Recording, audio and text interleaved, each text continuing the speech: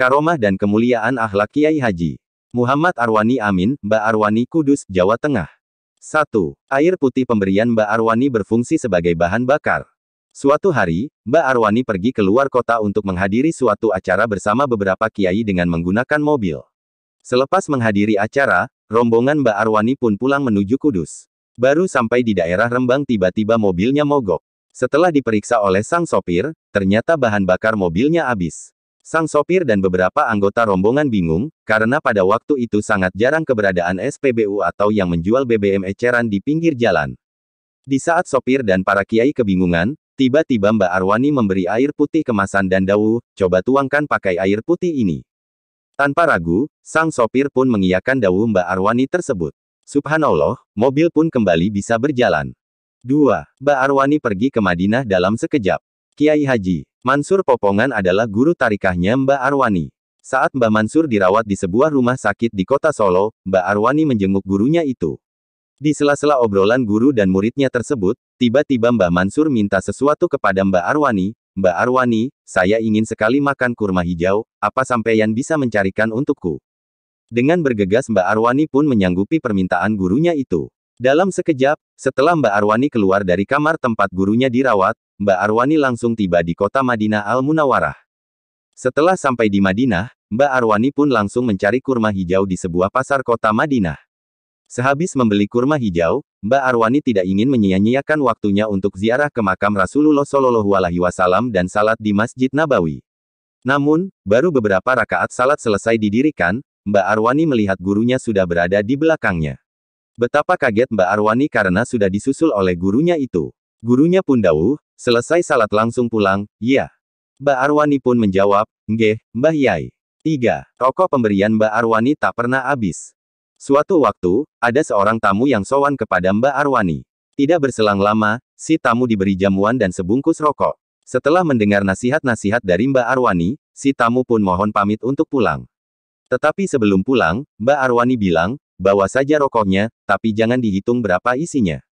Si tamu pun mengangguk, nggih, Mbah Yai. Tak terasa, si tamu merasa heran, kenapa sudah 1 minggu rokok yang dikasih Mbak Arwani itu tidak habis-habis, padahal dalam sehari ia bisa menghabiskan kurang lebih 6 batang rokok. Karena penasaran, ia pun membuka bungkus rokok yang dikasih Mbak Arwani tersebut, ternyata isinya tinggal 1 batang. Ia pun merasa bersalah karena tidak mematuhi pesan Mbak Arwani agar tidak membuka bungkusnya. Ia pun berpikir jika dalam sehari ia bisa menghabiskan 6 batang rokok berarti isi rokok yang ada di bungkus itu kurang lebih 42 batang, padahal pada waktu itu, umumnya 1 bungkus rokok berisi 12 batang. Subhanallah. 4. Mbak Arwani terhindar dari kecelakaan bus. Kiai Mansur Maskan adalah santri kinasi sekaligus anak angkatnya Mbak Arwani. Setiap kali Mbak Arwani mendapat undangan semaan Al-Quran, Kiai Mansur sering diajak untuk menyimaknya. Suatu hari, Kiai Mansur diajak gurunya untuk menghadiri undangan semaan Al-Quran di luar kota. Karena jaraknya jauh, Mbak Arwani pun memutuskan untuk naik bus. Lama sekali Kiai Mansur dan gurunya menunggu datangnya bus. Tak berselang lama, ada bus yang kondisinya baik dan mulus lewat di depan mereka. Saat Kiai Mansur akan menghentikan bus tersebut, tiba-tiba Mbak Arwani melarangnya, jangan bus ini, tapi bus berikutnya saja. Kiai Mansur pun hanya mengiyakan dawuh gurunya itu. Kemudian datanglah bus yang kondisinya tidak baik dan kurang mulus di depan mereka. Kiai Mansur pun menghentikan bus tersebut atas perintah gurunya itu. Dalam perjalanan, Kiai Mansur melihat sebuah peristiwa kecelakaan, ternyata yang kecelakaan adalah bus yang tadi hampir dinaiki dirinya dan gurunya itu.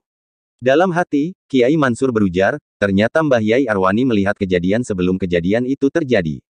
Subhanallah. Sumber, Kiai Haji Mansur Maskan dan Kiai Haji Sadullah Royani.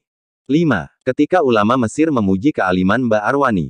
Suatu ketika, Kiai Haji Syaroni Ahmadi, Mustasyar PBNU umroh dan membawa kitab, Faidul Barokat, karya Kiai Haji M. Arwani Amin, Mbak Arwani.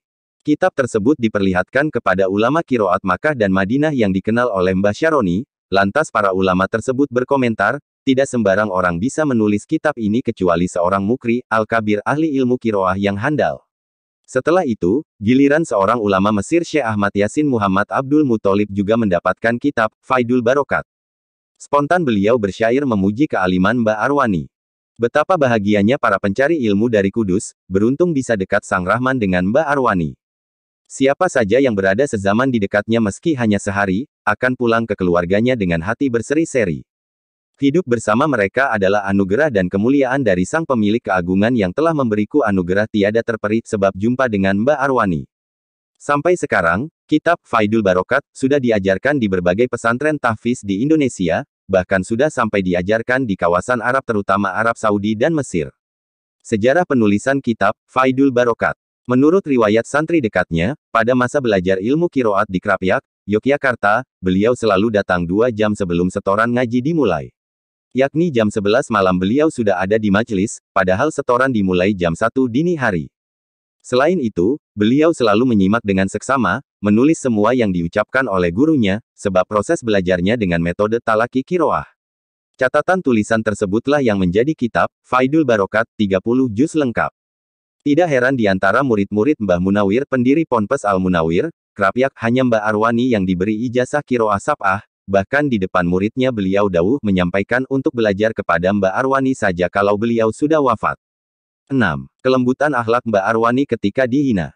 Dalam pengajian tafsir Jalalain belum lama ini, pengasuh pondok pesantren Sirojud Tolibin Brabo, Tanggung Harjo, Grobogan, Jawa Tengah, Kiai Haji Muhammad Sofi Al-Mubarok menceritakan salah satu kisah kehidupan Kiai Haji Arwani Amin Kudus. Ia menerangkan, seusai menghadiri pembukaan Thorikoh yang baru saja didirikan oleh Kiai Haji Arwani Amin, Kiai Haji Mansur Maskan, murid kesayangan Kiai Arwani melihat tulisan yang mengusik hatinya. Arwani edan. Ya, begitulah tulisan yang tertera melekat di dinding pinggiran jalan. Melihat tulisan yang masih basah itu, Kiai Mansur Maskan lantas bergegas matur kepada Kiai Arwani untuk meminta izin menghapus tulisan yang tidak bertanggung jawab tersebut. Namun, apa yang justru dikatakan Kiai Arwani? Ojo dibusak disik, ben aku weruh disik, ben wong sing nulis iku puas. Onone wong kui nulis, mergon duwe tujuan ben tawoco, wes jarke disik, engko nak aku wes weruh, hapusen. Jangan dihapus dulu, agar orang yang menulis puas. Adanya orang itu nulis karena memiliki tujuan agar saya membaca. Sudah biarkan saja dulu. Nanti kalau saya sudah melihat, hapuslah. Diriwayatkan oleh Kiai Mansur Maskan, beliau wafat pada tanggal 31 Maret tahun 2004 Masehi, 10 Safar 1426 H dalam usia 59 tahun. Sumber, situs PBNU. 7. Ketika Kiai Arwani Amin diperebutkan para bidadari surga. Kiai Arwani Amin, Kudus, Allahu Yarham, beserta putra-putranya tidak habis pikir mengapa akhir-akhir ini istri beliau sering uring-uringan. Padahal sebelum Kiai Arwani sakit, istri beliau tidak pernah berperilaku demikian. Sebelumnya beliau justru menjadi istri yang sangat lembut. Namun setelah Kiai Arwani sakit, keadaan berbalik begitu drastis. Karena kebingungan, kedua putra Kiai Arwani sowan kepada Maulana Habib Lutfi di Pekalongan. Kepada beliau mereka menyampaikan permasalahannya dan memohon petunjuk. Ini bagaimana, Habib, keluh mereka. Mendengar penuturan keluarga Kiai Arwani ini, Habib Lutfi tidak segera berbicara. Sejenak beliau terdiam lalu tersenyum. Nggak apa-apa, kata beliau. Kemudian beliau melanjutkan, ibu kalian itu uring-uringan itu wajar. Dia lagi cemburu. Cemburu bagaimana, Habib, mereka tak memahami. Allah SWT memberi kasiaf tersingkapnya tabir gaib kepada ibu kalian sehingga dapat melihat suaminya, yaitu abah kalian, sedang menjadi rebutan para bidadari, jelas Habib Lutfi. Ketika kedua putra Kiai Arwani pulang kembali ke rumah, mereka menanyakan kepada ibunya perihal sering uring-uringannya itu. Sang ibu dengan tegas menjawab, bagaimana tidak marah, lah wong setiap hari aku melihat abahmu dipeluk perempuan cantik-cantik. Bila baru sakit saja sudah menjadi rebutan bidadari, bagaimana nanti setelah meninggal dunia? Cerita ini dikisahkan oleh Kiai Haji Subhan Makmun, Rais Syuriah PBNU, dalam kajian kitab Tafsir Al-Munir di Islamic Center Brebes, Ahad tanggal 7 Februari tahun 2000.